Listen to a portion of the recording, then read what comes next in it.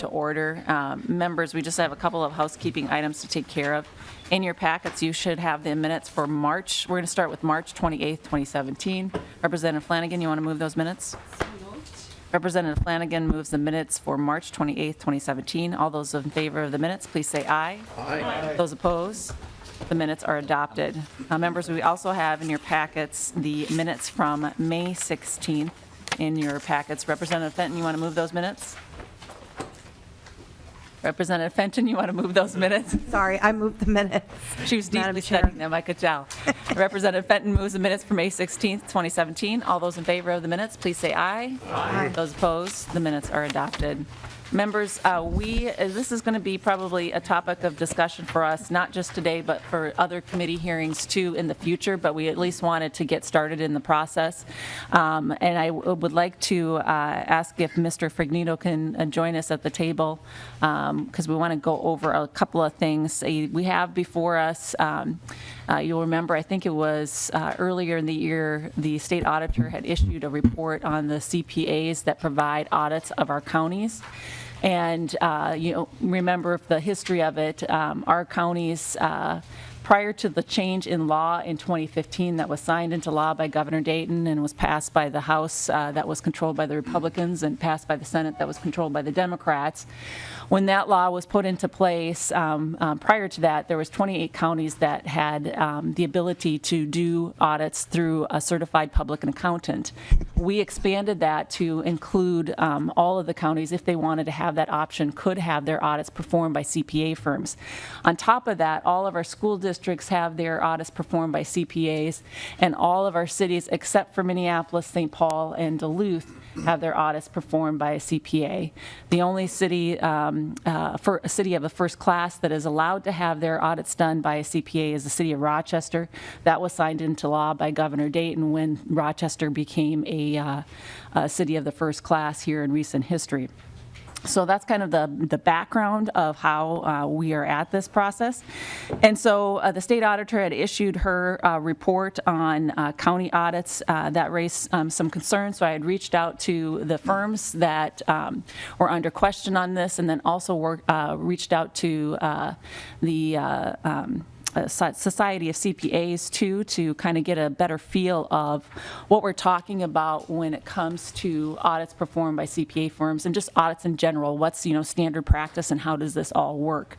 And so I've asked Mr. Frignito if you can come to the testifier table. I just have some questions for you. I think that would be helpful of just kind of helping us understand, and I don't know if you have other folks too that are willing to testify about how does the process of audits work, if you can give some feedback on that at all, or what's the kind of the standard practice, and what do they operate off of as far as their standard or practice? Are there certain rules in place that CPAs follow? How does that work? Can you provide some insight on that at all? Or certainly, Madam Chair. My name is Gino Fragnito, and I'm the Government Relations Director at the Minnesota CPA Society. And start out, thank you for having this hearing and having an opportunity to talk a little bit more about this report.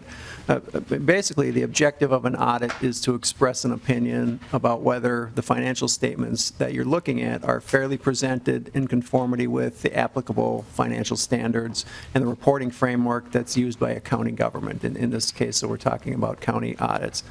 The auditor has the responsibility to plan and perform the audit to obtain reasonable assurance about whether the financial statements are free of material misstatements, whether that's caused by, if there were misstatements, whether they were caused by error or whether they were caused by fraud.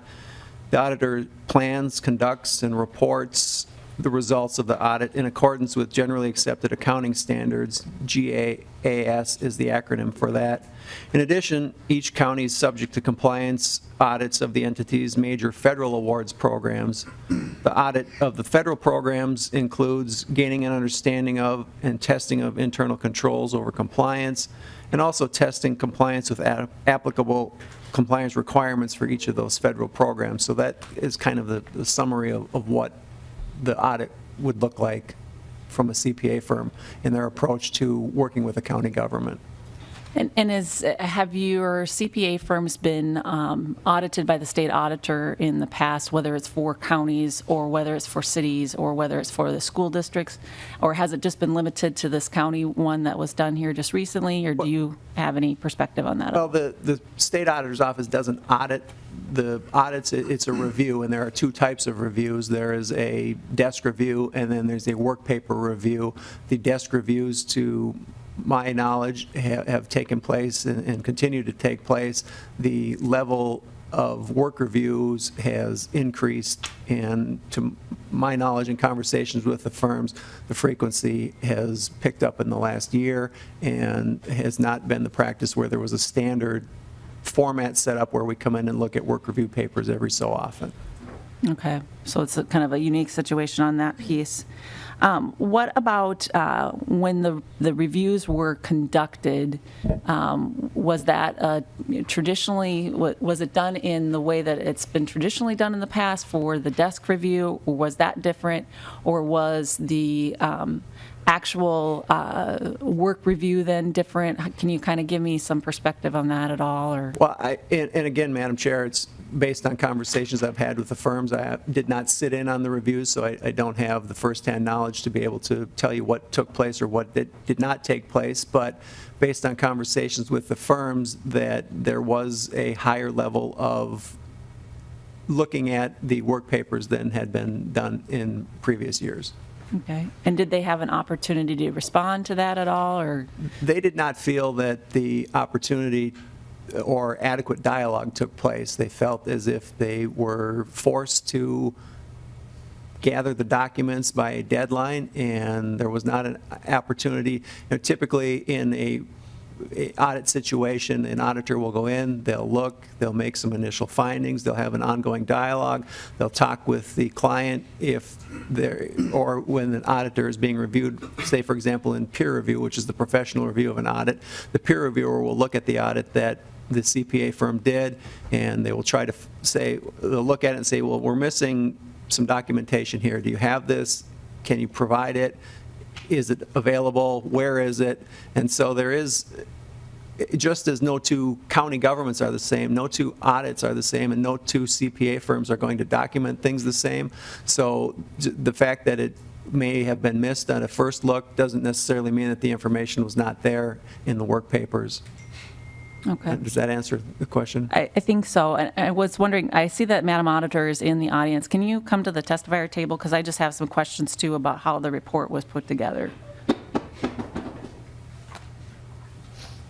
And welcome to the committee. And please state your name for the record and who you represent. Rebecca Otto, the State Auditor, Madam Chair. It's probably best that you ask me questions since it's a report done by our office, and this is secondhand knowledge that he's gained from I'm not sure where. Oh, well, thank you, Madam Auditor. I think it's helpful to get the perspective from both. I've had several of the county auditors, or excuse me, the CPA firms that have been audited by your office that have had questions about the procedure, and I have questions about it too. We are all used to here at the legislature how the legislative auditor does the reviews, and usually not usually, always what happens is the legislative auditor will reach out, does their audit of the whatever office or agency that it is, and then what they do is they provide their findings to the entity that they're auditing, and then they have an opportunity to work with them, answer any questions, and that changes the report before that report then is published to the legislature. And so that's been the process that the legislative auditor uses in doing reviews. And so one of the questions that I had after this review was done, I reached out to them and I said, okay, well, what of these things are, of a concern? Is this just a CPA, auditing practice that it's just a different style of how you do it, or is it a true concern? And, do we need to worry about the counties, or is this just more of a style preference? But then also I asked them, I said, did you have the opportunity to respond to this? And by and large, the answer was no. So I just kind of, can you help me understand kind of what your thought process was in putting together the report, and why they weren't given a chance to kind of respond to those claims at all? Madam Chair, that would be normal for an audit. This is not an audit as Gino stated.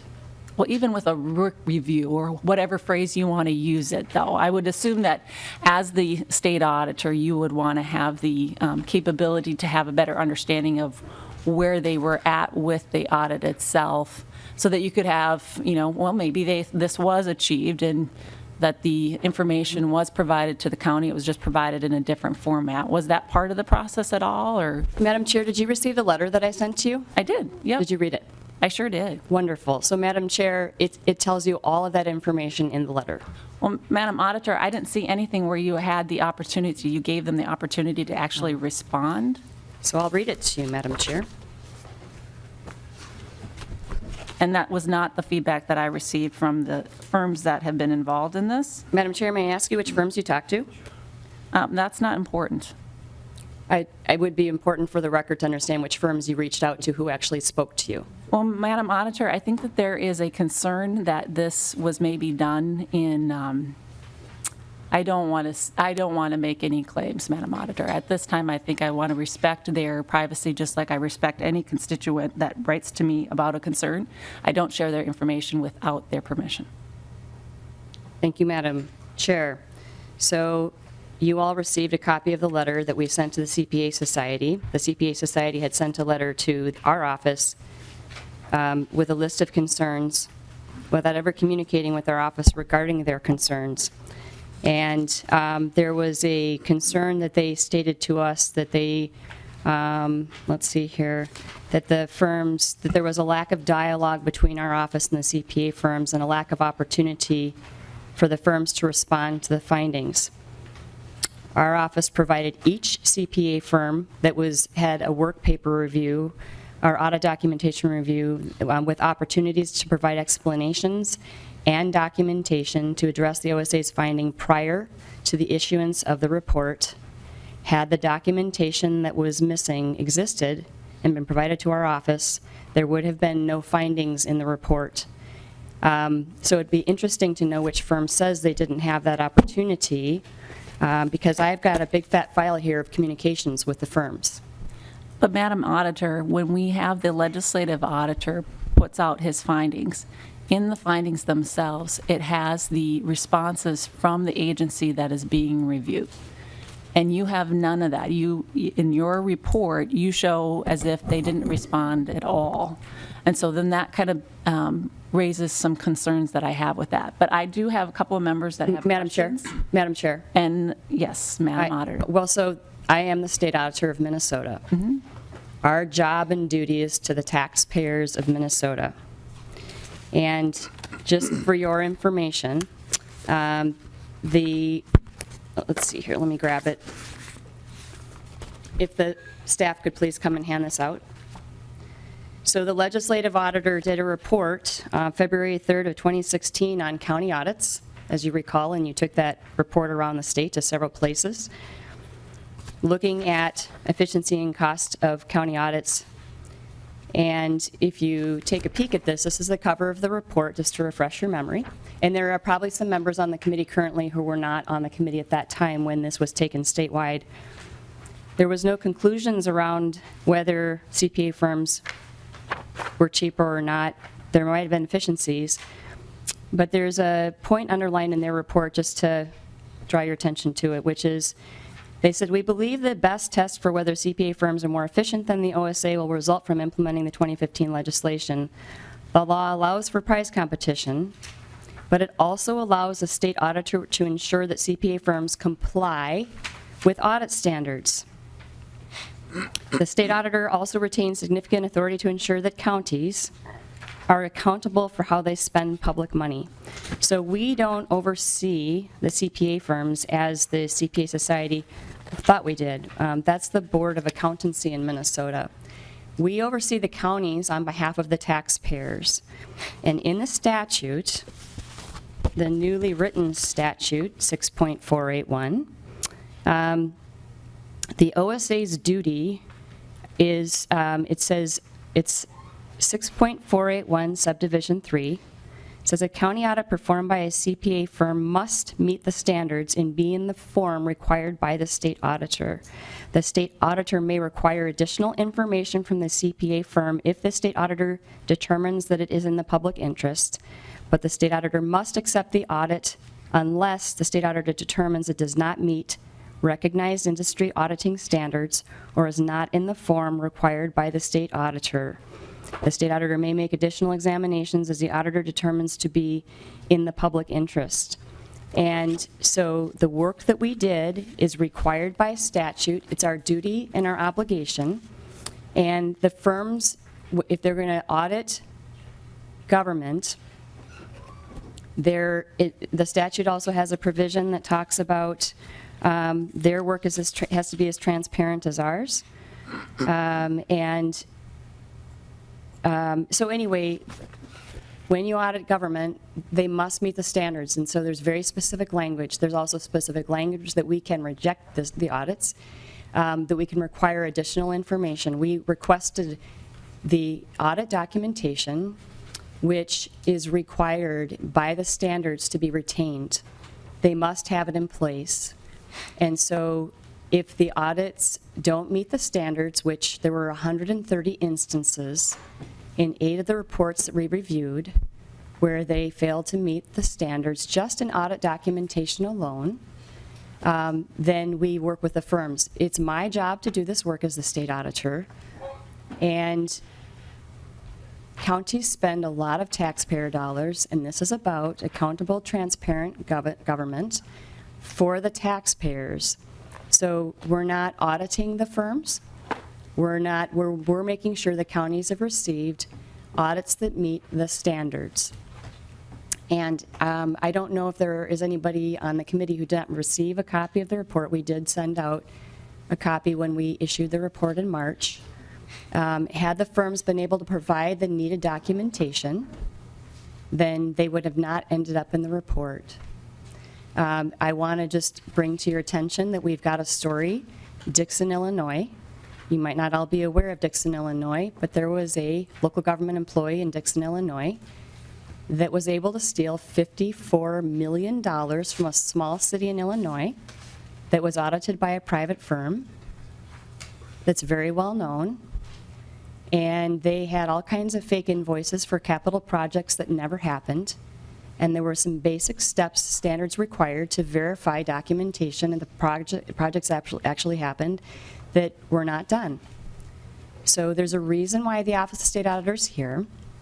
There is a reason why, there was the law change, which you referred to in the beginning of the committee hearing, Chair Anderson, and that there was a law change in 2015, which is currently in the courts, and we hope for a decision soon.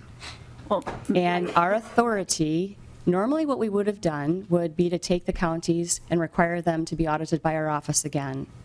But because that authority is... I have a couple of questions. But because that authority is in question right now... In the report itself, though, if you look at, so for example, when the legislative auditor audited your office and put out their report to the legislature, on page 33 and 34 of that audit of your office, you had the opportunity to respond. You had a letter in there. Yes. And in the report that you provided to the legislature, there was no response provided from any of the entities that you did a work review of. And so that's, I think, what I'm trying to get at. But I do have Representative Nash and Representative Uglum that would like to ask questions. Representative Nash. Thank you, Madam Chair, and Madam Auditor, welcome back to the committee. A couple questions for you. Was this only audits that were being performed at counties that you did this with, or did you also look at school boards and cities? Madam Auditor. Madam Chair, due to the law change in 2015 and having our authority to take these counties back, this is a specific counties. We've always audited counties since the beginning of statehood. So it's a very specific responsibility and duty that we have. And because they're implementation arms of state government, they're actually sub-agencies of the state, whereas all those other local governments you name are not. And so we are carrying out our duty and to the taxpayers of this state. And we've done, Representative, as Chair Anderson was talking about desk reviews versus work paper reviews.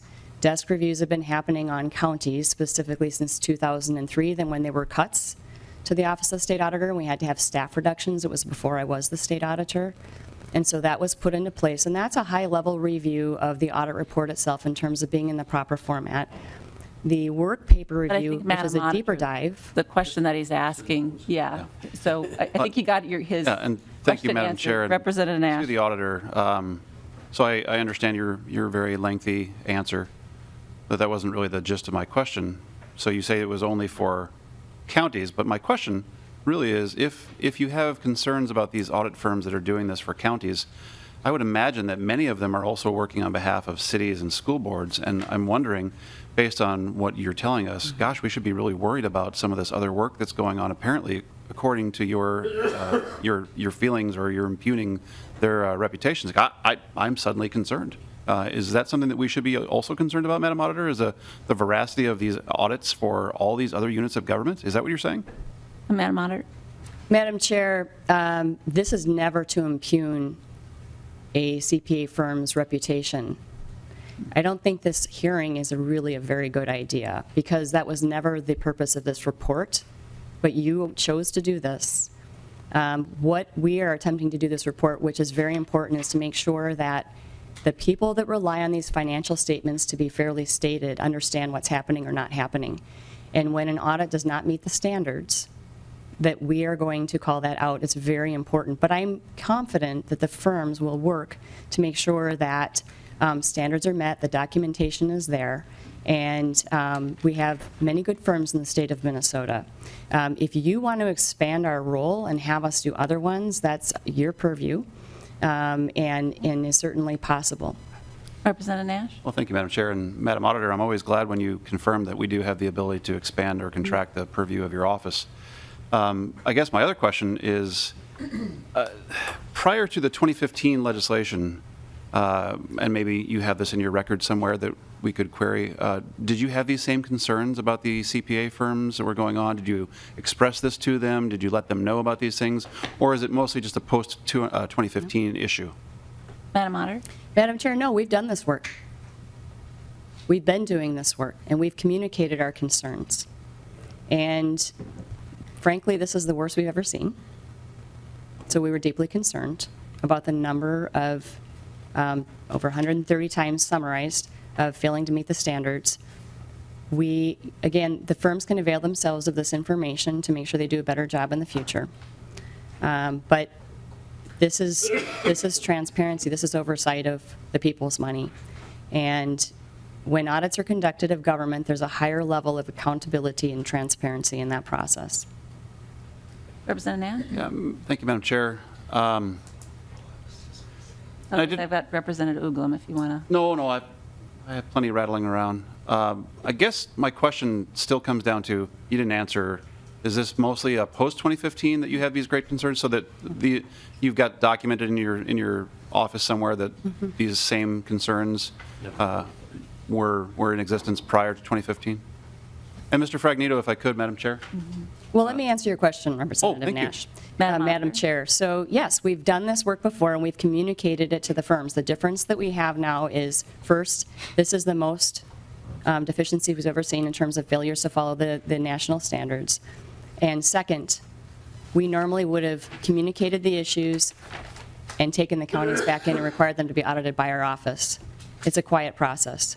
The fact that we don't have the authority to do that anymore, and the extent of the findings that we had, it's incumbent upon us to publish that. So those that are relying on those financial statements to be fairly stated understand what's happening or not happening. It's accountability. Representative Nash. Thank you, Madam Chair, and I'll be brief. But for Mr. Fragnito, if you would, prior to the 2015 lawsuit, did you have the OSA express these concerns to your members and folks that you know, or is this a post-2015 law change that seems to be rising to the top? The level of Mr. concern. Fragnito? Thank you, Madam Chair. The level of concern with my members is post-2015. Yes, there certainly was dialogue that took place pre-2015, but it seems to have heightened, and the scrutiny and intensity and veracity has increased. Representative Madam Chair, I'll just let Representative Ugan go. I do have other questions, and in the interest of time, I know we've got other folks, so I can circle back around. I'm going to put us on a little bit of a pause. I've got one question, and then we'll come back to Representative Uglin. We do have to recess because we have caucus that we need to go to. But to piggyback off of what Representative Nash said, you know, it was in the news recently, Madam Auditor, that the school district of Shakopee had serious budgeting problems, a $4.5 million cost to the school district itself. They are under your purview. Have you done any work review or any desk review of their financials since that's been revealed, or did you do any work of review of their information prior to that at all? Madam Chair, where in statute do you see that we have responsibility over the school districts? You've repeatedly, before our committee, have repeatedly said that you have the review over every school district, all the cities. I think I could probably pull out one of your handouts from previous years, too, that also show that that's part of your responsibility as the state auditor. Madam Chair, okay, that's investigations. So the Department of Education really has oversight over school districts. They used to have a unit that could do investigations, but that got cut. And so if there are issues, they sometimes will come to us and ask us to do the work. School district personnel are required, if they have evidence of theft or fraud or misuse of public funds or assets, to report it to our office, and we can follow through. So we have done some investigations. The other piece is citizens can ask us, they can petition us to audit their district, and that'll be a limited scope financial audit.